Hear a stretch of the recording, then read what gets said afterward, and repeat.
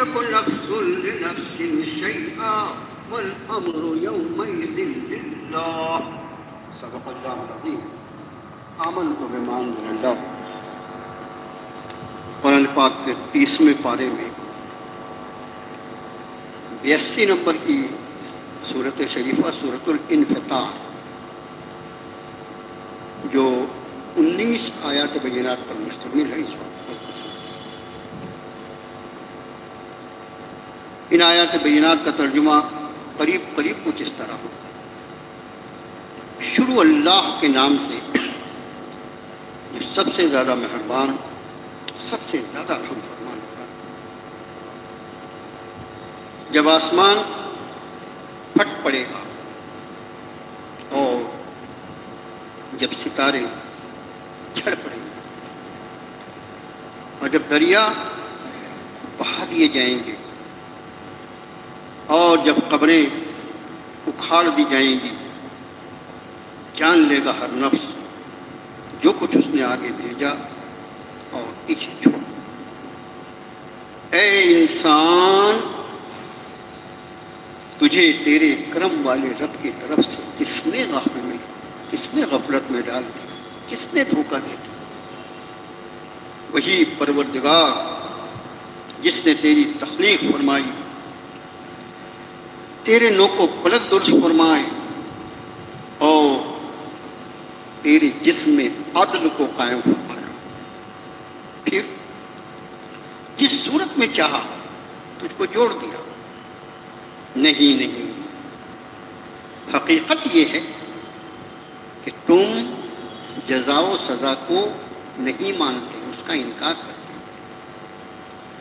اور بلا شبہ تم پر محافظ فرشتے تعینات کیے گئے ہیں، انتہائی مکرم باعزت لکھ لینے والے، اور وہ جانتے ہیں جو کچھ تم کرتے. اور بلا شبہ نیکوکار ضرور نعمتوں میں ہوں گے اور فجار بے حکمے وہ ضرور جہنم میں ہوں گے. انصاف والے دل وہ اس میں داخل ہوں گے اور پھر اس میں سے کبھی غائب نہیں ہو سکیں گے، نکل نہیں سکیں گے. اور تمہیں کچھ پتہ ہے کہ وہ انصاف کا دن کیا ہے؟ اور پھر تمہیں کچھ معلوم ہے کہ وہ انصاف کا دن کیا ہے؟ وہ دن جس دن کسی نفس کا کسی نفس پر کوئی اختیار نہیں چلے گا اور سارا کا سارا حکم صرف اللہ کا جائے. اس صورت شریفہ کی ایک خاصیت یہ ہے کہ مصحف مبارک میں اس کا نمبر 82 ہے اور نزول کے اعتبار سے بھی اس کا نمبر 82 ہے. اس صورت کی یہ خصوصیت ہے. اس کا نام انفطار ہے. انفطار اس لفظ کو دیکھیے، اس کا معنی ہوتا ہے پھٹ پڑنا، پھٹنے کا واقع ہو جانا. عربی زبان کا کمال یہ ہے کہ اب اس کے وزن پر جتنے الفاظ آئیں گے ان سب کا ترجمہ اسی طرح ہو، اور ان سارے الفاظ میں آپ دیکھیں گے پہلا حرف الف ہوگا، وہ مجرور ہوگا، اس کے نیچے زیر ہوگا. دوسرا حرف ساکن ہوگا، تیسرے حرف کے نیچے زیر آئے گا. جیسے انفطار کی ہجے ہیں نا، بالکل ویسے. جیسے آپ دیکھیے انتخاب، انفطار کے وزن پر ہے. انتخاب کو جو لوگ انتخاب بولتے ہیں سمجھ لو بیچارے کو اس کو عربی نہیں آتی. انتخاب، انقلاب، انتقال، انتشار، اہتمام، انضمام، جتنے الفاظ ہیں ان سب کو آپ دیکھیں گے اس میں اتنے ہی حروف ہوں گے جس میں انفطار میں ہے، اور ہر حرف کی حرکت اسی طرح ہوگی جیسے انفطار میں. اور ان سب کا معنی عربی گرامر، یہ خاص وزن ہے. عربی زبان میں الفاظ کے جو اوزان ہوتے ہیں، کس وزن پر یہ لفظ ہے، اور پھر اس وزن کے اعتبار سے اس کے معنی طے ہوتے ہیں. یعنی آدمی کی روح جھوم جاتی ہے کہ کیا زبان ہے. ہر زبان کا موجد، ہر زبان کا واضح، اس کو وضع کرنے والا جو ہے وہ اللہ کی ذات ہے. یہ عربی زبان کی شیرینی اور چاشنی، یہ میں نے وقتی طور پر، کیونکہ ہمارے بہت سے لوگ الحمدللہ اب تو علماء بھی ہیں ہمارے یہاں، اور اس کے ساتھ ہی عربی گرامر سے اور لغت سے بہت سے لوگ واقف ہیں. اور اس کے پیچھے ایک اور وجہ کہ جو لوگ لغت نہیں پڑھ سکے اب وہ آ جائیں اللہ کا نام دے. میرے بھائیوں، زندگی کا آخری لمحات چل رہے ہیں، شام ہو رہی ہے، معلوم نہیں کب سورج غروب ہو جائے. ایسا ہو تو کتنا اچھا ہو کہ ہماری حاضری ہمارے رب کی بارگاہ میں ایک طالب علم کی حیثیت سے، عالم کی حیثیت سے نہیں، عالم سے تو بہت سخت کچھ ہو سکتی ہے، ہماری حیثیت طالب علم کی ہو. پروردگارہ، زندگی کے آخری لمحات میں یاد آیا کہ تیری کتاب کا ترجمہ سیکھنا چاہیے اور تیرے نبی کی زبان معلوم کرنی چاہیے، اس لیے میں نے کوشش کی. اب بڑھاپا تھا، یادداشت بھی برابر نہیں تھی، دانت بھی ٹوٹے ہوئے تھے، کیا اس میں تلفظ کی ادائیگی ہوتی، کیا یاد رہتا. بس گرتے پڑتے سیکھتے سیکھتے آ گیا اس کریم آقا کی ذات سے جس کے کرم کا فیصلہ، یعنی کرم کا تذکرہ اس صورت شریفہ میں ہے. کچھ بعید نہیں کہ فیصلہ فرما دیا جائے کہ طالب علم ہے اس کو تو 1000 بھول چوک معاف ہوتی ہے، کیا تو طالب علم آیا ہے، طالب علم سے کیا امتحان لینا، جانے تو اس کو معاف کرو. میرے بھائیو، اللہ کی رحمتیں بہانہ ڈھونڈتی ہیں اپنے رحم و کرم کے سہارے. اس صورت کا نام سورہ انفطار، اذا السماء میں ترجمہ الحمدللہ ہو گیا. اس صورت شریفہ میں بھی پچھلی صورت کی طرح صورت تکویر تھی، اس میں اذا الشمس کورت، سورج لپیٹ دیا جائے، اور اس میں اذا السماء انفطرت، جب آسمان پھٹ پڑے. یہ لفظ فطار، یہ جو لفظ ہے اس سے اللہ عز و جل کا ایک اسم مبارک ہے فاطر، فاطر السماوات والارض. یوسف دعا فرماتے ہیں فاطر السماوات والارض انت ولی فی الدنیا والآخرہ، اے زمین و آسمان کے کھولنے والے، اے زمین و آسمان کے بنانے والے، تو بس تو ہی میرا ولی ہے دنیا میں بھی اور آخرت. تو لفظ فاطر، الفاطر جو اللہ کی صفت ہے، اس کا مادہ بھی فیت ہے. ان میں جب آسمان پھٹ پڑے، جب آسمان، اب ہم اپنی دنیا کو دو، یہ ایک زمین کی دنیا ہے اور ایک آسمان کی دنیا ہے. آسمانی دنیا، جب آسمانی نہیں رہے گا تو آسمانی دنیا کا کیا معاملہ؟ آسمان کے چیتھڑے اڑ جائے، پھٹ جائے گا. وَإِذَا الْكَوَاكِبُ انتَثَرَتْ، اور جب ستارے جھڑ پڑیں گے. وَإِذَا الْبِحَارُ فُجِّرَتْ، اب یہاں فجرت آیا مجہول کا صیغہ، اور جب دریا بہا دیے جائے، یا جب سمندروں کو بہا دیا. آج اللہ کی زمین پر پانی چونکہ انسان کی ضرورت کے لیے بہت اہم ترین چیز ہے، اس لیے بڑی مقدار میں اللہ نے پانی رکھا، لیکن سارے دریا اور سمندر جو ہیں انسانی زندگی کو چونکہ اس زمین پر قائم رکھنا ہے، اس کے اعتبار سے دریا الگ الگ بہہ رہے ہیں، سمندر الگ الگ سمندر کے ٹاکے بنے ہوئے ہیں، سب الگ الگ.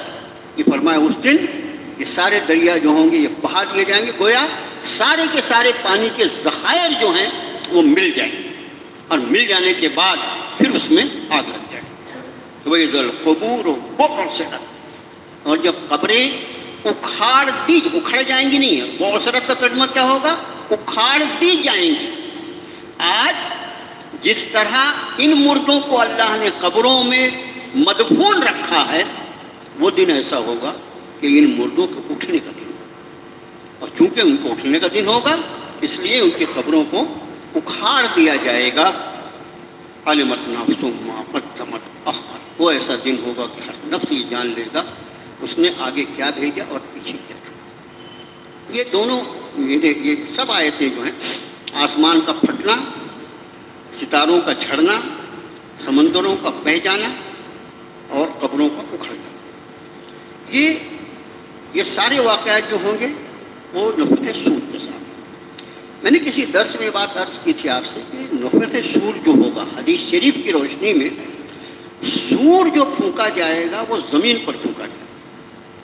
اور حدیث شریف کی روشنی میں معلوم ہوتا ہے جو بیت المقدس میں جو صخرہ مقام ہے، صخرہ، وہ جو آپ گنبد دیکھتے ہیں وہ اصل میں صخرہ کے اوپر ہے، وہ صخرہ جو ہے وہاں سے حضرت اسرافیل سور میں پھونکیں گے. شروع میں وہ آواز جو ہوگی وہ آواز دھیمی رہے گی، لیکن بڑھتے بڑھتے بڑھتے وہ آواز کس درجے تک جائے گی اس کا آپ انداز کریں کہ زمین پر پھونکا جانے والا سور اور اس سور کی آواز سے آسمان کے چیتھڑے اڑ جائیں گے، ستارے جھڑ پڑیں گے، وہ آواز کا کوئی تصور کر سکتا ہے؟ یہ نفخ صور جو 2 مرتبہ ہوگا، یہ واقعات۔ اب اس میں آخری حصہ جو ہے، کیونکہ اصل جو ہے وہ وقوع قیامت، یہ جتنی صورتیں اس وقت چل رہی ہیں یہ سب وقوع قیامت، قیامت میں مردوں کا زندہ کیا جانا، قیامت کے بعد مردوں کا زندہ کیا جانا، ان کا حشر و حساب، یعنی یہ صورتیں جو ہیں عقیدے کے اعتبار سے عقیدے کا تیسرا حصہ جو ہے یوم البعث، مردوں کا زندہ ہونا، اس اہم ترین عقیدے سے بحث کرتے ہیں۔ اب یہاں ہم اس آیت پر جس میں فرمایا وَإِذَا الْقُبُورُ بُعْثِرَتْ، جب قبریں اکھاڑ دی جائیں گی۔ قبر لفظ جو ہے عربی زبان میں اس کو کہا جاتا ہے جو مردے کا ٹھکانہ ہو، اور اس کے لیے ایک اور لفظ استعمال ہوا اجداث۔ جو سورہ یاسین شریف کی وہ آیت شریفہ دیکھیے، وَإِذَا نُفِخَ فِي الصُّورِ فَإِذَا هُم مِّنَ الْأَجْدَاثِ إِلَىٰ رَبِّهِمْ يَنْسِلُونَ، جیسی سور میں پھونک ماری جائے گی نا، یہ سارے کے سارے لوگ اپنے ٹھکانوں سے، اپنی قبروں سے نکل کر اپنے رب کی طرف دوڑ پڑیں، جو ان کا وقوع ہوگا، جہاں حشر ہونا ہے جس میدان میں، اس طرف میں دوڑ پڑے گی۔ یہ قبروں سے نکلنا، اس سے ضروری نہیں کہ اس سے مراد صرف وہ ہو۔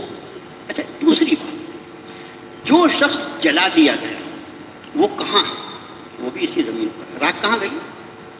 جس کو کسی درندے نے کھا لیا، اس کو درندے نے کھایا، درندہ کہاں ہے؟ وہ بھی تو مر کے اسی زمین میں دفن ہو گیا نا۔ جس کو کسی دریا میں بہا دیا گیا، اس کو مچھلیوں نے کھا لیا یا دریائے جانوروں نے کھا لیا، وہ اس کے بعد حصہ کہاں کا بنا؟ وہ جانور جن کے پیٹ میں اس کی لاش کے ٹکڑے گئے وہ کہاں ہیں؟ وہ سب کے سب سمجھ۔ اس لیے حقیقت یہ ہے کہ سارے کے سارے مردے یہاں پر ان کے رسم و رواج کے اعتبار سے، ان کے مذہب کے اعتبار سے چاہے جو معاملہ کیا گیا ہو، لیکن ان سب کو اللہ نے جمع فرمایا ہے زمین میں۔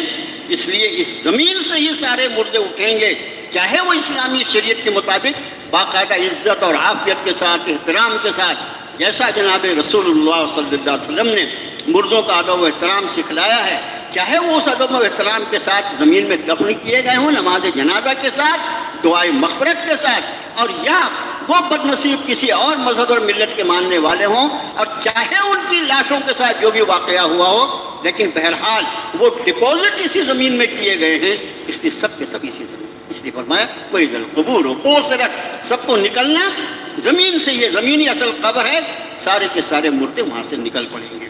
عَلِمَتْ نَفْسٌ مَّا قَدَّمَتْ، میرے بھائیو، اس سے ملتی جلتی آیت شریفہ پچھلے رکوع میں، پچھلے صورت شریفہ میں نہیں تھی، وہاں احضرت سارے اعمال کیا اس نے لے کر حاضر ہو۔ یہاں پر اعمال کی 2 قسمیں بتائیں۔ علمت نفس ما قدمت وأخر، ہر نفس جان لے گا جو کچھ اس نے آگے بھیجا اور جو کچھ اس نے پیچھے چھوڑا۔ اس کی تفسیر مفسرین 2 طریقے سے کرتے ہیں۔ چھوڑا جو لفظ ہے اخرت، اس کے بارے میں مفسرین کا ایک گروہ مختصر ہے، وہ یہ کہتا ہے کہ جن اعمال کو کرنا تھا اس سے کیا، لیکن کچھ ایسے اعمال تھے جو کرنا تو تھا مگر نہیں کیا۔ مثلا مسلمان نماز نہیں پڑھتا، مسلمان نماز نہیں پڑھتا، نماز تو کرنے کا کام ہے نا، وہاں اس کو سمجھ میں آئے گا کہ نماز کیوں چھوڑ دیا۔ تو بعض مفسرین اس کی تفسیر اس طرح کرتے ہیں، یعنی تھوڑا سا ہے وہ مفسرین کا گروہ، کہ اس سے مراد جو اعمال کیا اور جو اعمال کیے جانے چاہیے تھے لیکن اس نے نہیں کیا، وہ سب اس کو معلوم ہے۔ لیکن مفسرین کا ایک بڑا گروہ جو ہے وہ قرآن پاک کی اس آیت شریفہ کی روشنی میں جس میں رب نے فرمایا اِنَّا نَحْنُ نُحْيِي الْمَوْتَى وَنَكْتُبُ مَا قَدَّمُوا وَآثَارَهُمْ وَكُلَّ شَيْءٍ أَحْصَيْنَاهُ فِي إِمَامٍ مُبِينٍ، ہاں ہم مردوں کو زندہ کریں گے، ہم مردوں کو۔ جس نے اس انسان کا کوئی وجود نہیں تھا اس کو وجود عطا، پھر یہ انسان مرنا نہیں چاہتا تھا۔ کسی انسان سے پوچھو مرنا چاہتا ہے؟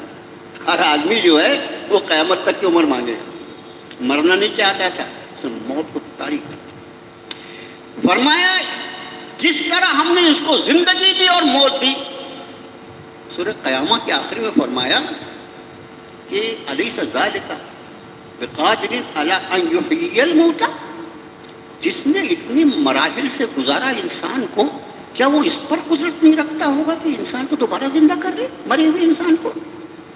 مشرکین کافرین ان کی بنیاد سوچ کی یہ ہے کہ ایک آدمی مر گیا اب وہ کبھی زندہ نہیں۔ مومن الحمدللہ اپنی اس اگلے زندگی پر ایمان رکھ کے یہ پوری زندگی اس زندگی کی تیاری میں بسر کرتا ہے، یہ ایمان۔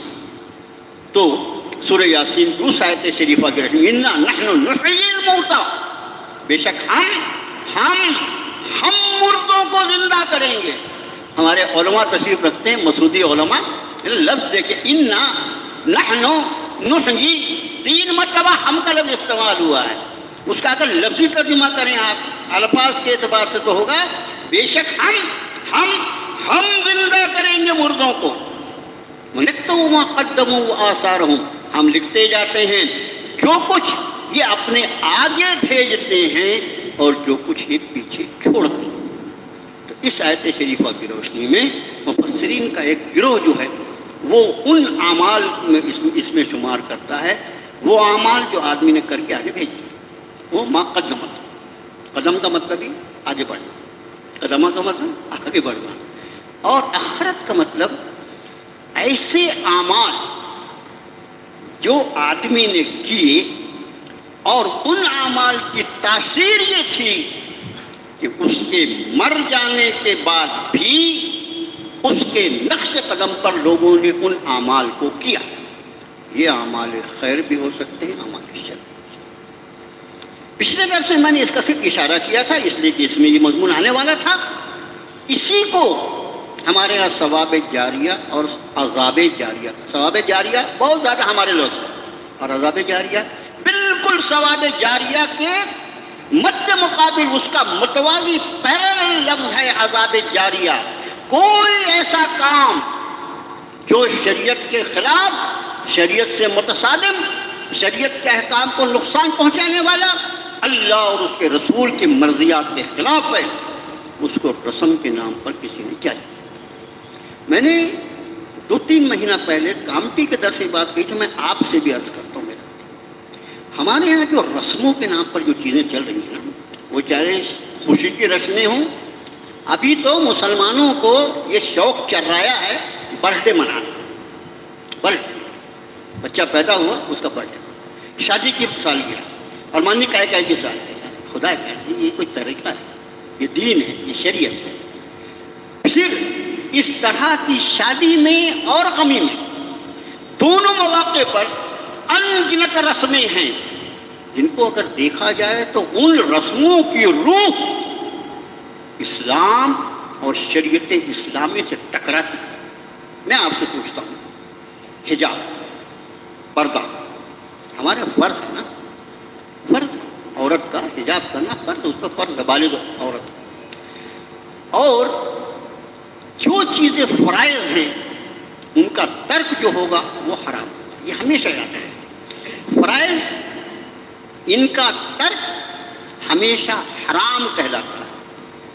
تو ہماری شادیوں میں اچھے دینداروں کے یہاں جانے دو، ان لوگوں کا تذکرہ چھوڑ دو جن کو دین سے کچھ لینا دینا نہیں، اچھے دینداروں کے ہاں۔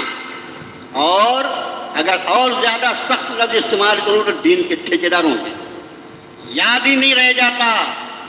اس شادی کے نام پر کتنی بے حیائی ہو گئی، مرد اور عورت کا اختلاط، یہ شریعت مطہرہ میں کہیں اس کی گنجائش ہے؟ لیکن ہماری شادیوں کو دیکھو۔ میں آپ سے یہ بات عرض کر رہا ہوں میرے بھائیو، دل کے درد کے ساتھ، جن رسموں پر ہماری کوشش سے اللہ روک لگوا دے، انشاءاللہ جن لوگوں نے ان رسموں کو جاری کر کے عذاب جاری اپنے لیے قائم کیا ہے ان پر ہمارا احسان۔ بند کرو ان رسموں کو، اس کے لیے سامنے آنا پڑے گا۔ خالی کرسی پر درس کر کے بھی کام نہیں چلے گا اور مسجد میں بیٹھ کے درس سننے نہیں، آپ کو اس کے لیے لعنت ملامت سننے کے لیے تیار رہنا پڑے گا۔ شروعات اپنے گھر سے کرنا پڑے گا، اور اس شروعات کے لیے ہماری بہنوں اور بیٹیوں کے کانوں تک دین کے احکام کو پہنچانا چاہیے۔ مسجدوں میں یہ جو فرشتوں کا ماحول ہے، اس سے بابرکت کوئی ماحول ہو سکتا ہے؟ عورتوں کو مسجد میں صرف اس لیے آنے سے علماء احناف نے روکا ہے کہ کسی طرح سے حجاب کے احکام میں کسی طرح کا کوئی رخنہ نہ پڑے، کوئی فتنہ نہ پیدا۔ تو اس آیت شریفہ کی روشنی میں دوسری بات، ہم کیا کر سکتے ہیں ان بری رسموں کو روکنے کے لیے؟ ان لوگوں پر احسان ہوگا جنہوں نے اپنی آخرت کو انگار لگا لیا، وہ بیچارے شاید بھولے بھالے ہوں گے، رسم کے نام پر کر رہی تو کیا ہوتا ہے؟ ابھی دین اپنی جگہ، مسجد میں نماز پڑھ رہے ہیں، قرآن شریف پڑھ رہے ہیں، تیجا ہو رہا ہے، فاتحہ ہو رہا ہے، یہ ہو رہا ہے، ہو گیا، دین وہی ہے نا۔ بیچارے بھولے بھالے ہوں گے، جانے دو ان کو، ان پر رحم کرو۔ دوسرے، ہماری نماز، ہماری تلاوت، ہمارے نوافل، یہ سب ہمارے ذاتی افعال ہیں، ذاتی عمل۔ کسی ایسے عمل کی کوشش کرو میرے دوستو جو ثواب جاریہ کا رخ ہے۔ کسی شخص کو جس کو یہ لگا کہ قرآن شریف جو وہ کتاب برکت ہے، یہ برکت کے لیے نازل ہے ہوئی ہے، اس کے دماغ میں اللہ کی توفیق سے اگر یہ بات آپ نے بٹھا دی، یہ کتاب ہدایت ہے، اور پھر اللہ نے اسی کتاب کی روشنی میں اس کو، اس کے اہل خانہ کو، اور پھر اس کے ذریعے سے اگر اللہ نے ایک نسل چلا دی جس نے اس کتاب برکت، جس کو کتاب برکت سمجھا جاتا تھا، اس کو اصلاً کتاب ہدایت سمجھ کے اس سے ہدایت حاصل کی، اس کی زندگی کا رخ بدل گیا۔ ہم مر جائیں گے، ہماری قبروں کو ہمارے پوتے پرپوتے جانتے بھی نہیں ہوں گے ہم کہاں دفن کیے گئے ہیں، لیکن خدا کی قسم اس آیت شریفہ کی روشنی میں اور اس سے ملتی جلتی آیات کی روشنی میں ہمارے نام اعمال میں وہ اعمال لکھے جاتے رہیں گے جو اللہ تعالیٰ ہم سے کرتے۔ کسی کو کسی کار خیر کی طرف، اس نے قرآن شریف نہیں پڑھا، اس کو قرآن کی طرف، وہ بیچارہ بے نمازی ہے، اس کو سمجھا کر بجھا کر اس کی خوشامد کر کے ایسا سمجھ کے جیسے میری ضرورت ہے، اور ہے بھی میری ضرورت، اس لیے کہ اگر وہ راہ راست پر آ جائے گا تو میرے لیے ثواب جاریہ بن جائے گا۔ اس کی روشنی میں اعمال خیر اعمال شر پر نگاہ رہے۔ فرمایا علمت نفس ما قدمت و اخرت، جان لے گا ہر نفس کیا اس نے آگے بھیجا کیا پیچھے چھوڑا۔ یا ایھا الانسان ما غرک بربک الکریم، ایک سوال کیا، اے انسان، اے انسان، تجھے تیرے کرم والے رب کے باب میں اس کے بارے میں کس نے دھوکا دیا؟ کون سی چیز ہے جس نے تجھ کو تیرے رب کے بارے میں دھوکے میں ڈال دیا؟ یہ دھوکا کیا ہے اور دھوکے میں کس نے ڈالا؟ یہ ایک مضمون ہے۔ مفسرین میں سے ایک مفسرین نے جو بڑا عجیب نقطہ بیان کیا، اس نے کہا کہ اس آیت میں خود اس کا جواب موجود ہے کہ اے انسان، تجھ کو تیرے کرم والے رب کی طرف سے کس نے غافل کیا؟ تو انہوں نے یہ نقطہ بیان کیا کہ اصل میں اللہ کے کرم نے، اس کا کرم کی عادت، اس کے کرم کی صفت فوراً پکڑتا نہیں، سزا نہیں دیتا، وہ جو انسان کو ڈھیل دیتا جا رہا ہے اپنے کرم کی وجہ سے۔ بندہ صبح حدیث شریف میں آپ صلی اللہ علیہ وسلم نے ارشاد فرمایا، رات میں رب کائنات اپنے دست مبارک کو پڑھاتے ہیں اور فرماتے ہیں اے دن کے گنہگاروں، رات کے اندھیرے میں توبہ کرو، اور دن میں اپنے دست مبارک کو بڑھاتے ہیں اور ارشاد فرماتے ہیں رات کے اندھیرے میں گناہ کرنے والوں اب اپنے گناہوں سے توبہ کرو۔ مسلسل موقع دیتے جا رہے ہیں، اب میرا بندہ توبہ کر لے، اب میرا بندہ توبہ کر لے۔ تو ایک مفسرین نے بڑا عجیب نقطہ لگا مجھے تفسیر کا، وہ کہ اس نے یہ کہا کہ اس آیت میں خود جواب موجود ہے، کریم آقا آپ کے کرم نے انسان کو دھوکے میں ڈال دیا، اگر آپ بھی اس کی فوراً پکڑ فرماتے تو یہ کبھی اس دھوکے میں زندگی نہیں گزار سکتے۔ ایک تفسیر دیکھیں، قرآن شریف کی تفسیر، قرآن شریف میں پورے قرآن میں اس کا کمال ہے، یفسر بعضہ لبعض، اس کا ایک حصہ دوسرے حصے کی تفسیر بیان کرتا ہے۔ ہم آپ کو لے چلتے ہیں قرآن پاک کے 21ویں پارے سورہ لقمان۔ سورہ لقمان کا آخری حصہ ہے، رب تعالیٰ نے فرمایا ان وعد اللہ حق۔ آیت دیکھیے، رب تعالیٰ پوچھ رہے ہیں اے انسان، تجھے تیرے رب کی طرف سے کس نے غفلت میں ڈالا؟ رب تعالیٰ فرما رہے ہیں سورہ لقمان میں ان وعد اللہ حق فلا تغرنکم الحیات الدنیا ولا یغرنکم باللہ الغرور۔ اے لوگو، اس کا خیال رکھنا، کہ تم کو دنیا کی زندگی دھوکے میں نہ ڈالنے پائے. ولا یغرنکم باللہ الغرور، اور اللہ کے معاملے میں وہ دھوکے باز شیطان تم کو دھوکہ نہ دینے کا. اس کا معنی یہ کہ قرآن کی روشنی میں جو چیز اللہ کے بارے میں ہم کو دھوکے میں ڈال سکتی ہے، ایک تو ہے دنیا کی زندگی. دنیا کی زندگی جو ہے جیسی بھی ہمارے سامنے ہے، اور ہمارا دنیا کی زندگی کے ساتھ کیا معاملہ ہے وہ بھی ہمارے اور آپ کے سامنے ہے. رب تعالیٰ نے قرآن شریف میں تکرار کے ساتھ یہ بات فرمائی، وَمَا الْحَيَاةُ الدُّنْيَا إِلَّا مَتَاعُ الْغُرُورِ. دنیا کی زندگی نہیں ہے، دنیا کا فائدہ نہیں ہے مگر دھوکے کا سامان. جس نے اس دنیا کو بنایا اور اس دنیا کو ہمارے لیے امتحان گاہ بنایا، جس نے ہمیں اس امتحان میں بٹھایا، جس نے ہمیں اس امتحان کے پورے سلیبس کو امتحان کے دن کے پہلے اپنے نبی کے قلب انور پر اتار کر واضح فرما دیا ایک ایک سوال، اس رب نے یہ فرمایا کہ دنیا کی زندگی جو ہے دھوکے کا سامان ہے، میرے ایمان والے بندے اس سے دھوکہ نہ کر. دنیا برتنے کی چیز ہے، دنیا برتنے کی چیز ہے، اور اتنا ہی برتا جائے جتنا ضروری ہے. اور اصل چیز جو ہے الدنیا مزرع الآخرہ، یہ دنیا جو ہے یہ تو آخرت کی کھیتی ہے. نگاہ آخرت پر ہو، آخرت کو درست کرنے کے لیے اس کھیتی کا جتنا استعمال کیا جائے گا اس حد تک جائز ہوگا، اس حد تک عین عبادت ہوگا، صرف جائز نہیں. لیکن اگر ہم دنیا ہی کے ہو کے رہ گئے، دنیا پر ریجھ گئے، تو نتیجہ برا نکلے. اور فرمایا وَلَا يَغُرَّنَّكُمْ بِاللَّهِ الْغَرُورِ، اور اللہ کے بارے میں تمہیں وہ دھوکے باز سے مراد شیطان تمہیں دھوکہ نہیں دے. آپ انداز کریں غرور جو ہے، غرور غین کے پیش کے ساتھ اس کا مطلب دھوکہ، اور غین کے زبر کے ساتھ غرور جو ہے اس کا مطلب دھوکہ باز، دھوکہ دینے والا. تو اللہ کے بارے میں ہم کو کون دھوکہ دے گیا؟ شیطان. اسی مردود نے انسان کی عقل میں یہ فتنہ پیدا کیا. اللہ حاکم اعلیٰ ہے، ہاں اس میں کیا شک ہے، وہ حاکم اعلیٰ ہے، سارے بادشاہوں کا بادشاہ ہے. اسی طرح جیسے دنیا کے بادشاہ ہوتے ہیں معاذ اللہ. اب دنیا کے بادشاہوں کو دیکھو تو ظاہر ہے کہ ہر بادشاہ جو ہوتا ہے، کوئی بادشاہ اپنی حکومت اکیلے نہیں چلاتا، اس کے بہت سارے مددگار ہوتے ہیں، اور وہی سارے مددگار جو ہیں اس کی قبر کھودنے پہ لگے رہتے ہیں. جیسے آج آپ دیکھیے، آج ہمارے ملک کا جو حال ہے، جس طرح ایک دوسرے کی قبریں لوگ کھود رہے ہیں، وہ خود ہم اور آپ کے سامنے ہیں. تو وہ جتنے اس کے مددگار ہوتے ہیں، کیبنٹ جو ہوتی ہے، اسی کیبنٹ کی وجہ سے سارا کرپشن ہوتا ہے، اسی کی وجہ سے ساری بے انصافیاں ہوتی ہیں. حقدار کو حق ملتا نہیں، ظالم کو مظلوم، مظلوم کو ظالم بنا دیا جاتا ہے. اس مردود شیطان نے انسان کو یہ پاور کرایا کہ وہ حاکم اعلیٰ تو ہے، لیکن معاذ اللہ اس نے بھی اس انتظام کے، اس کائنات کے انتظام کے لیے مختلف لوگوں کو اپنے اختیارات دے رکھے ہیں. معاذ اللہ ثم معاذ اللہ. میں آپ سے بتاؤں کہاں غلطی ہوئی.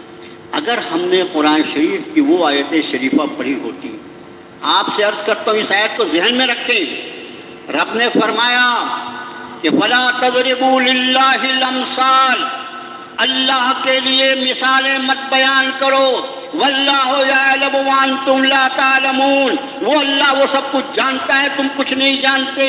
جس اللہ کے لیے مثال بیان کرنے کو قرآن نے منع فرمایا، تم کوئی بھی مثال بیان کرو گے تو قرآن کے حکم کے خلاف ورزی ہوگی، اور قرآن کے حکم کے خلاف ورزی کر کے تم ہدایت نہیں پا سکتے. مردود نے جب یہ سکھایا تو مولوی صاحب بجائے اس کے کہ اس کو مدلل کرنے کی کوشش کرتے، کاش امت کو بتاتے کہ میرے بھائیو یہ شیطانی فتنہ ہے.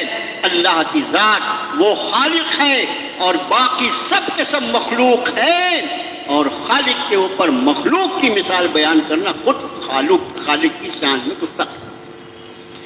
جہاں جہاں اللہ کے لیے مثالیں بیان کی گئی معاذ اللہ، چونکہ حکم قرآن کے خلاف تھا، اس لیے ہر مثال جو ہے وہ بجائے آدمی کو ہدایت دینے کے اس کی گمراہی کا سبب بنے.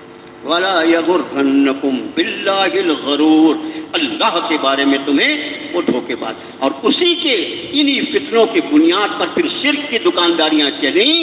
اور پھر اہل مکہ وہ تو بیچارے زمانہ جو تھا وہ کمپیوٹر کا نہیں تھا، اور اتنے پڑھے لکھے نہیں، 360 بت تھے خالی کعبے میں، اور ہر دن کے لیے ایک نیا بت تھا۔ 360 بت کیوں تھے؟ ہر دن کے لیے ایک خدا۔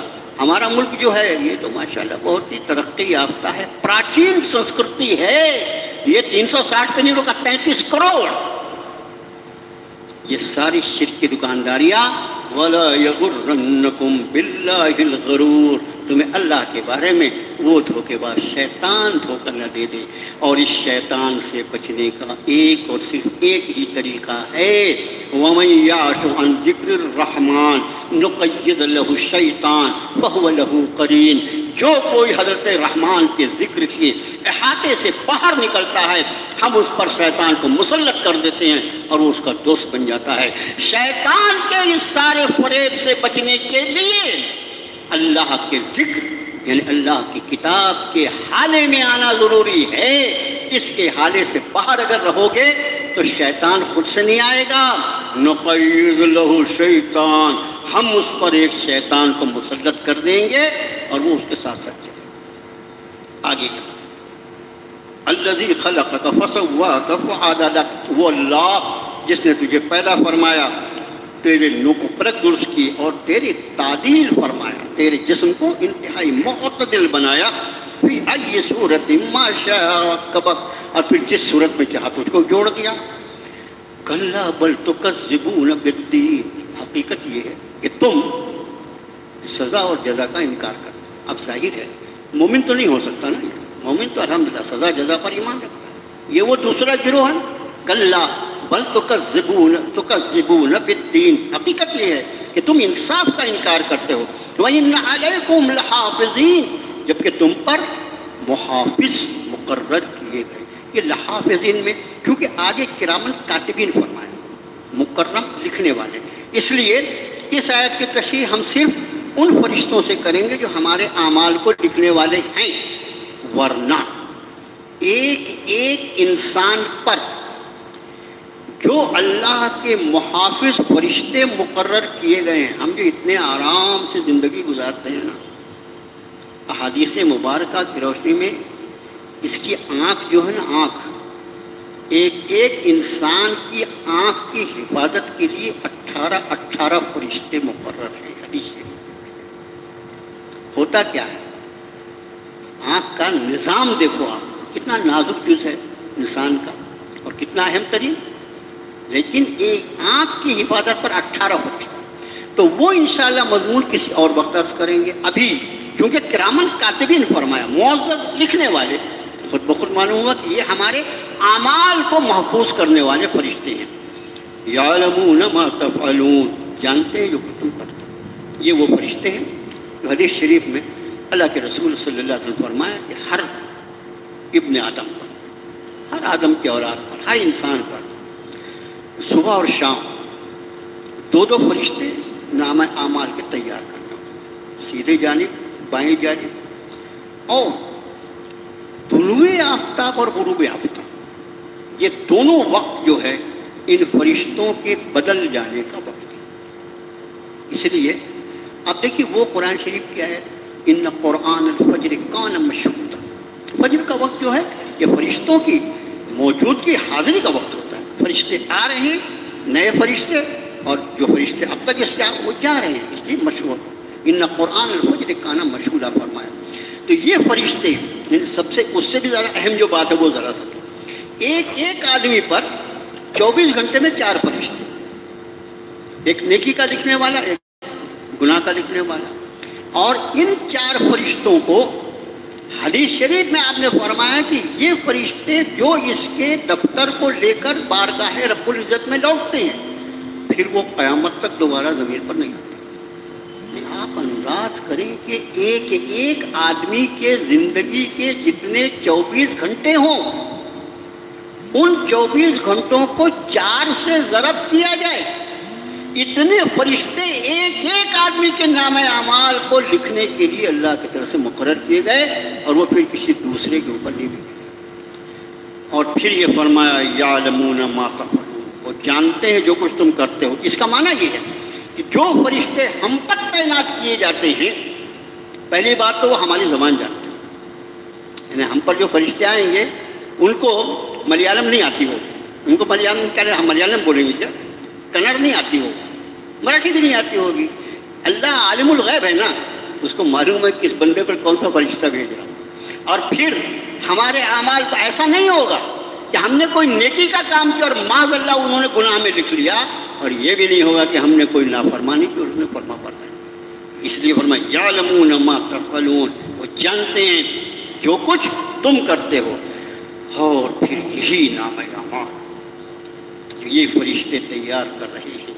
ان فرشتوں کی بڑی خصوصیات بھی ہیں، لیکن موقع نہیں ہے، درس کا وقت ختم ہونے جا رہا ہے، بہت تفصیل سے اس کو نہیں بیان کر سکتے. یہ سارے جو ہمارے اعمال نامے تیار ہو رہے ہیں، جس کو قرآن نے فرمایا کل انسان الزمناہ طائرہ فی عنقہ ویوم القیامت یلقاہ کتابا یلقاہ منشورا. یہ اس کے سارے نام اعمال کو ہم نے اس کی گردن کا ہار بنا کے رکھا ہے. کل انسان الزمناہ طائرہ فی عنقہ، اس کے گردن میں لٹکا دیا ہے ہم نے اس کو، اور قیامت کے دن ہم اس کو کتاب کی شکل میں نکال کے اس کے سامنے کر دیں گے اور کہیں گے اقرا کتابک، پڑھ تیرا نامہ اعمال، پڑھ تیرا نامہ اعمال، اقرا کتابک، پڑھ لے تیرا اعمال. اور آج کے دن تو تو اپنا حساب کرنے کے لیے خود ہی کام، اقرا کتاب پڑھ لے. اور اس نامہ اعمال کو دیکھ کر انسان یہ کہے گا ما لہذا الکتاب لا یغادر صغیرۃ ولا کبیرۃ الا احصاها. ارے ہائے ہائے، کیسا یہ نامہ عمل ہے، اس نے کسی چھوٹی بڑی چیز کو بغیر لکھی چھوڑی. رب نے فرمایا ما یلفظ من قول الا لدیہ رقیب عتید. کہنے والے کے زبان سے کوئی لفظ نہیں نکلتا، لفظ ما یلفظ من قول، کسی بات کا وہ تلفظ نہیں کرتا. اس کا تلفظ یہ کر سکتے ہیں، کوئی بات اس کی زبان سے نہیں نکلتی مگر یہ کہ اس کو لے لینا، اس کو لکھ لینے والا وہاں موجود ہوتا. یہ ہے فرشتے. میرے بھائیو، اس موقع پر بہت ادب سے عرض کرتا ہوں، اپنی زبان کو قابو میں رکھیں. سب سے زیادہ اعمال ہمارے زبان سے ہوتے ہیں. بہت آسانی سے ہم خاموش رہ کر بہت سارے گناہوں سے بچ سکتے ہیں.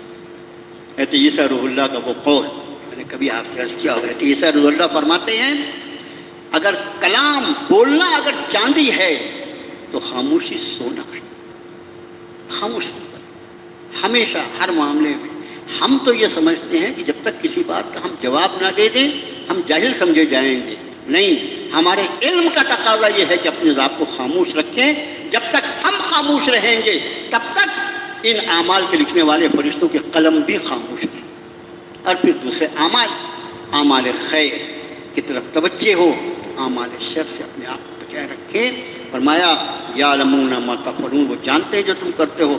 ان الابرار لفی نعیم، بے شک نیکوکار لوگ جو ہوں گے وہ ضرور نعمتوں میں ہوں گے. وان الفجار لفی جحیم، اور جو فاجر ہیں، بے حکمے ہیں، وہ جہنم میں داخل ہوں گے. یصلونہا یوم الدین، یہ ساری بحث جو ہے یوم الدین سے، انصاف کے دن سے. مومن جو ہے الحمدللہ انصاف کے دن کو ماننا، صبح سے شام تک ہر نماز میں مالک یوم الدین، اے انصاف کے دن کے مالک، اس کو بار بار پکارتا ہے. ایمان والوں کیا دیکھتے ہیں؟ فرمایا یصلونہا یوم الدین، انصاف والے دن میں اس میں داخل ہوں گے. وما ہم عنہا بغائبین، اور پھر اس میں سے وہ نکل نہیں. غائبین کا مطلب یعنی جہنم میں جب وہ جائیں گے تو اس میں خلود ہوگا، اس میں سے پھر کبھی نہیں نکل سکیں گے، کبھی بھی اس میں سے نکل نہیں سکیں گے. اب آگے کی آیت شریفہ جو وما ادراک ما یوم الدین، تمہیں کیا پتا کہ انصاف کا دن کیا ہے؟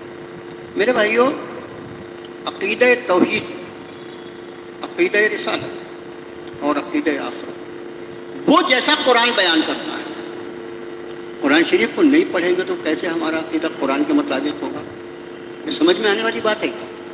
ایمان کی بات کر رہا ہوں، میں ایمان کی دعوت دے رہا ہوں، میں قرآن کی بات نہیں کروں. قرآن شریف کو بند رکھو، میں تم کو ایمان سکھا دوں گا.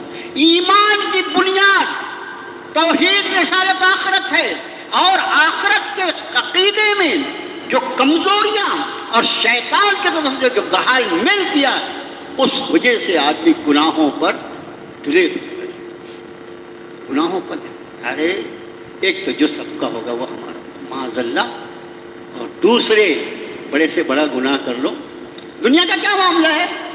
ارے دنیا میں تو ایسے وکیل پائے جاتے ہیں کہ تم خون کر کے چاقو لے کے میرے پاس آ جاؤ، میری فیس دے دو، میں تم کو بری کر دوں۔ ایسے وکیل ہوتے ہیں نا، ایسے طاقتور اپنے وکیل کھڑے کر لینا وہاں پر۔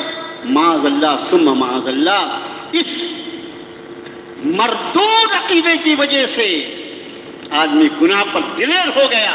اب پھر اس نے سوچا جو چاہو وہ کرو، کیا ضرورت ہے اقامت صلاۃ کی، کیا ضرورت ہے نماز پڑھنے کی، کیا ضرورت ہے زکوٰۃ کی ادائیگی کی، حج فرض ہو گیا، کیا ضرورت ہے حج کی ادا کرنے کی، یہ سارے اخلاق اور یہ معاملات اور یہ ظلم ہے، یہ انصاف ہے، کیا اس بحث میں پڑھنا، ایک وکیل کوئی اچھا سا پکڑ لو۔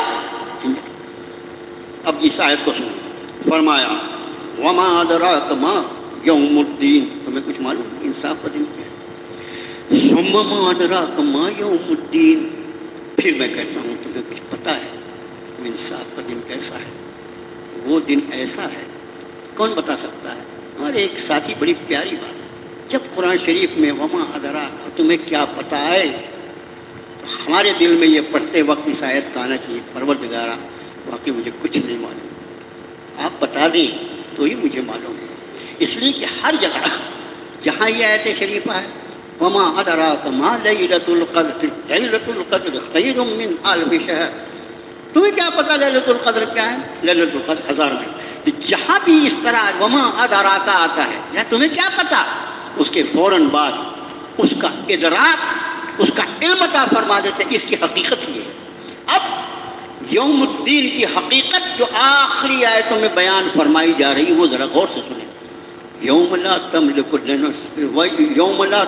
نفس لنفس شیئا، وہ ایسا دن ہوگا جس دن کسی نفس کا کسی نفس پر کوئی اختیار نہیں ہے۔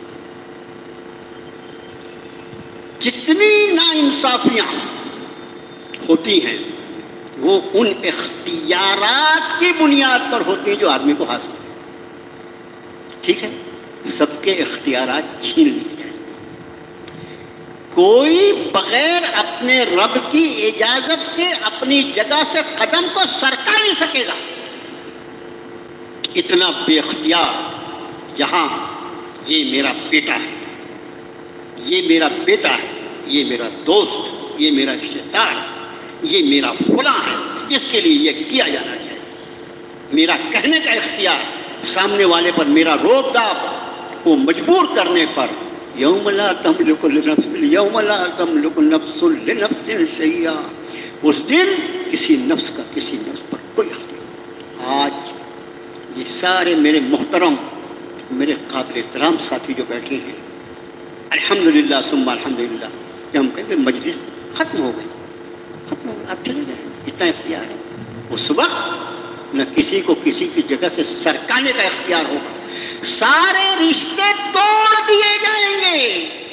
اصل یہ ہے ہر فرد انفرادی طور پر اللہ کی بارگاہ میں کھڑا کیا جائے گا، اور پھر وہاں یہ معاملہ ہوگا کوئی کسی کی وکالت کیا کرے گا۔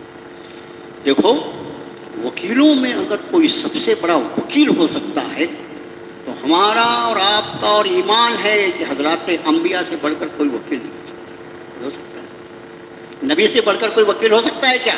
نہیں ہو سکتا نا۔ شفاعت یہ ایک امر ہے، ایک واقعہ ہے، قرآن اس کو بیان کرتا ہے، لیکن قرآن جس شفاعت کا تذکرہ کرتا ہے اور جس عنوان کو قائم کرتا ہے، من ذا الذی یشفع عندہ الا باذنہ، کون ہے جو اس کی بارگاہ میں کسی کی شفاعت کر سکے بغیر اس کی اجازت کے؟ اس کی اجازت جس کے لیے ہوگی اس کے لیے شفاعت کی جائے گی، اور اس کی اجازت نہ ہو تو آخر میں بات کہاں آئی؟ اللہ کے حکم کے سوا کسی کا حکم نہیں ہے۔ کوئی کھڑا ہو جائے، ابھی اتفاق سے فرض نماز میں ہمارے امام محترم نے جو سورہ نبا کا آخری حصہ پڑھا، یوم یقوم الروح والملائکۃ صفا لا یتکلمون الا من اذن له الرحمن وقال صوابا، جس دن جبریل اور سارے فرشتے سب بستہ کھڑے ہوں گے، کسی کی ہمت نہیں ہوگی کہ اللہ کے بارگاہ میں اپنی زبان کھول سکے۔ یہ وہ فرشتے ہیں جنہوں نے کبھی گناہ کا کوئی کام کیا ہی نہیں، گناہ کا خیال بھی ان کے دل میں نہیں آتا، ان کی فطرت میں نہیں ہے، گناہ نہیں کرتے۔ سب کے سب بستہ کھڑے ہوں گے، کسی کی ہمت نہیں ہوگی کہ کوئی کلام کر سکے سوائے اس کے جس کو حضرت رحمان اجازت دے دیں، کوئی کسی کی وکالت کر جائے یہ۔ اور اس کے بعد جیسا میں نے عرض کیا کہ اس یوم الدین کو اس آیت شریفہ پر ختم کریں جس میں حضرات انبیاء کی ازواج کا تذکرہ فرمایا، اور فرمایا کہ ضرب اللہ مثلا للذین کفروا امرأۃ نوح وامرأۃ لوط، کفر کرنے والوں کے لیے اللہ مثال بیان فرماتا ہے کہ نوح رہتے لوط کی بیوی، کانتا تحت عبدین من عبادنا صالحین، یہ دونوں خواتین ہمارے دو نیک بندوں کی نکاح میں تھی، لیکن انہوں نے کیا کیا؟ فخانتاہما، ان دونوں نے ہمارے نبی کی دعوت میں خیانت کی، وَلَمْ يُغْنِيَا عَنْهُمَا مِنَ اللَّهِ شَيْئًا، پھر وہ دونوں نبی ان اپنی بیویوں کے لیے اللہ کے سامنے کچھ کام نہ آ سکے۔ وَقِيلَ ادْخُلَا النَّارَ مَعَ الدَّاخِلِينَ، اور کہہ دیا گیا اور جہنم میں جانے والوں کے ساتھ تم بھی جہنم میں چلی جاؤ، نوح کی بیوی ہوا کرو، مگر نوح کی دعوت کے ساتھ تم نے خیانت کیا تو بھی جہنم میں چلی جا، تو لوط کی بیوی ہے مگر لوط کی دعوت کے ساتھ خیانت کیا تو بھی جہنم میں چلی جا۔ مجھے آپ بتائیے اس سے بڑھ کر کوئی وکالت کرنے والا ہو سکتا ہے؟ اگر اس وکالت کا یہ حال ہو تو ہمارا آپ کا کیا ہوگا میرے بھائیو؟ یوم لا تملک نفس لنفس شیئا، جس دن کوئی نفس کی کام نہیں آ سکے گا۔ والامر یومئذ للہ، اس دن حکم صرف اللہ کا چلے گا۔ اس کا معنی جتنے ظاہری اختیارات انسان کو حاصل ہیں اس دنیا میں اس کے امتحان کی وجہ سے سارے اختیارات مفقود ہوں گے، چھین لیے جائیں گے، اور اس کے بعد صرف اللہ کا عمر ہوگا، اللہ کا حکم ہوگا، اس کی مہربانی چلے گی، اس کا رحم چلے گا، اس کا کرم چلے گا، اس کی مغفرتیں چلے گی، اس کی عنایات چلیں گی، اس کی نظر رحمت چلے گی۔ ایمان والو، اپنے اعمال سے اپنے رب کی رحمتوں کا اپنے آپ کو ہٹا۔ اور درس میں کچھ منٹ بچے ہیں، آخری میں نے ایک بات عرض کرنی ہے آپ سے۔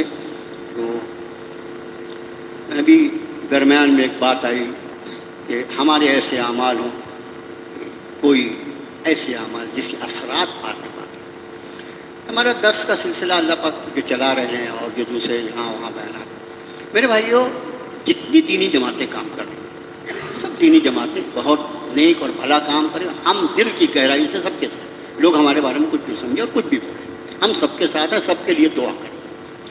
لیکن ساری کی ساری دینی جماعتیں جو ہیں وہ طبقہ نسواں میں کام کرنے کے اعتبار سے محدود ہیں، اور کام اس پیمانے پر نہیں ہو سکتا جس پیمانے پر طبقہ نسواں خواتین جو ہیں امت کا نصف نہیں بلکہ نصف سے کچھ زیادہ ہے۔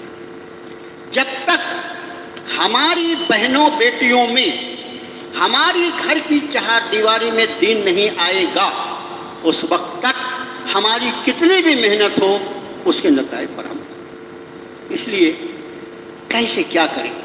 ہمارے ساتھی بیچارے کوشش میں لگے ہوئے تھے، اس میں ہمارے ایک بچے نے یہ کیا کہ یہ جو اپنا درس ہوتا ہے الحمدللہ یہاں پر مغرب بعد، اللہ کا شکر ہے، اللہ تعالیٰ جب تک ہم بھی چلے جائیں گے آپ بھی چلے جائیں گے، اللہ کی کتاب ہے، اللہ اپنے کتاب کے پڑھنے کے سلسلے کو قیامت تک انشاءاللہ قائم رکھے گا۔ یہ اس وقت جو درس ہوتا ہے، اس درس کو اس نے براہ راست یوٹیوب پر ڈائریکٹ اس کو وہ ٹیلی کاسٹ کرتا ہے، یعنی اس کو یوٹیوب پر اگر لے لیا جائے، اس کا ایک وہ جو ہے جس میں چینل بولتے ہیں، اس کا نام ہے حافظ مجتبیٰ نعت پاک آفیشیل، بہت مصطفیٰ نہیں مجتبیٰ، حافظ مجتبیٰ نعت پاک آفیشیل۔ اس چینل پہ یوٹیوب میں جائیں اگر، تو ہماری بہنیں بیٹی اس وقت جب ہم یہاں پر یہ درس سنتے ہیں انشاءاللہ اسی وقت بالکل لائیو درس وہ سن سکیں گی۔ ہاں اس میں میری صورت نہیں دکھائی دے گی، یہ صرف وہ آڈیو ہوگا، ویڈیو نہیں ہوگا، کیونکہ مسجد میں ہم بیٹھے ہیں، آڈیو ہماری ساری بہنیں ہم جتنے بیٹھے ہیں ہمارے سب کے گھروں میں، بلکہ ہمارا کوئی ساتھی نہ آ سکے وہ بھی بیچارہ بعد میں درس سن سکتا ہے۔ تو یہ ایک انتظام ہمارے ایک ساتھی نے کیا ہے، اللہ اس کو جزائے خیر دے. تو ہم اس کی کوشش کر سکتے ہیں، اور بلکہ یہ کہ آج کل تو وہ ضروری چیز بن گئی ہے کہ ہماری بہنیں بیٹیاں مغرب کے بعد کا وقت جو ہے، اللہ تعالیٰ خدا جانے کس کی کہی ہوئی کون سی بات کس کے دل میں اتار دے. کرنے والی ذات اللہ کی ہے، ہماری اور آپ کی کوئی طاقت نہیں. تو اس کا خیال رکھیں کہ وہ جو چینل کا نام ہے وہ ہے حافظ مجتبیٰ نعت پاک آفیشیل. اور اسی چینل پر ہمارا جو جمعے کو الحمدللہ بیان ہوتا ہے مسجد محلہ سیٹ میں، اس کا بھی فکس ٹائم ہے. 12:55 سے 1:25 تک وہ بیان چلتا ہے. ٹھیک آدھے گھنٹے کا الحمدللہ بیان ہوتا ہے، وہ بھی اصلاحی بات ہے. قرآن شریف اور اس کے روشنی میں ہم نے کیا کرنا ہے. اب ظاہر ہے کہنے والا آدمی تو انتہائی گنہگار، لیکن میرے بھائیوں کبھی کبھی یہ بھی ہوتا ہے گنہگاروں کی باتوں کا بھی اثر تو نیک لوگوں پر ہو سکتا ہے نا. بات ہوتی ہے. تو اس وقت یعنی 12:55 سے 1:25 تک اسی چینل پر ہماری بہنیں جو ہیں وہ آرام سے جمعے کا بیان سن سکتی ہیں. اس یوٹیوب پر یہ چینل ہے حافظ مجتبیٰ نعت پاک آفیشیل. اس پر ہمارا یہ درس بھی ڈائریکٹ لائیو جو ہے وہ ٹیلی کاسٹ ہوتا ہے، اور ہمارا جمعے کا بیان بھی ہم اس سے استفادہ کر سکتے ہیں. اللہ سے دعا ہے پروردگارہ اپنی رضا پہ چلنا آسان فرما دے، اللہ اپنی ناراضگیوں سے بچا لے. الہ العالمین تو نے ارشاد فرمایا ما غرک بربک الکریم، اللہ ہم تیرے بارے میں دھوکہ کھا جائیں اس سے تو ہی ہماری حفاظت فرما سکتا ہے. اللہ ہماری حفاظت فرما. اللہ ہمیں میرے مولا کائنات ہمیں اپنا تعارف بتا دے، ہمیں اپنی پہچان بتا دے. اللہ ہم پر اپنی ذات عالی کی عظمت اور اپنی ذات عالی کی عظمتوں کا استحضار عطا فرما دے. اے اللہ ہمیں اپنی پہچان عطا فرما. اللہ ہمیں اپنا تقوی عطا فرما، ہمیں اپنی محبت عطا فرما. اللہ ہمیں اپنی رضا کے کام کرنے کی توفیق عطا فرما. اے اللہ ہمیں جناب نبی کریم صلی اللہ علیہ وآلہ وسلم کی ذات عالی سے وہ سچی محبت جس کے نتیجے میں ان کی مکمل اتباع زندگی میں آتی ہے، اللہ وہ محبت عطا فرما دے. وصلی اللہ تعالیٰ علی خیر خلقہ محمد وآلہ وصحبہ اجمعین.